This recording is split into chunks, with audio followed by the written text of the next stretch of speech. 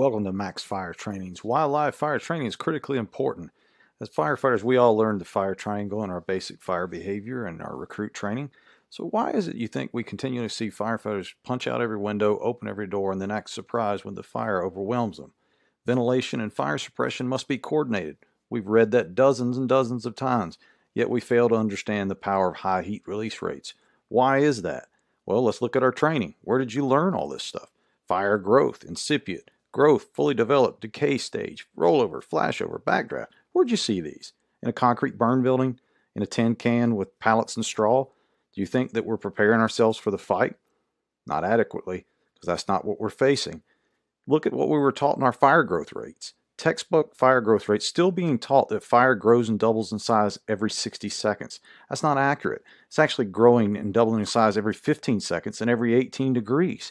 We have to understand that we have less time to do what we need to do, as much as 15 to 20 times less time due to the solidified petroleum products that are inside of our homes. So where did you learn all this stuff? Did you learn it inside of a live fire environment with pallets and straw or couches? Or did you learn it in a classroom watching YouTube?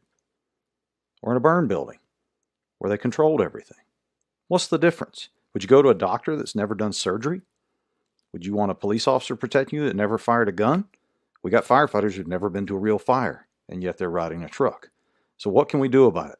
Here in the Max Fire Box, we can actually see the incipient stage from the thermal perspective, and we can teach firefighters in a safe environment before they go into the fire to understand what they need to see. They can see thermal layering. They can see the bidirectional flow. They can see the heat coming over, and they can see where they need to put the water. They can also learn that smoke is fuel, and they don't crawl past heat, not just fire. Look at this ventilation-induced flashover. Boom! Lights off right there in front of their eyes. They see it from a whole different perspective, and they see it again and again and again.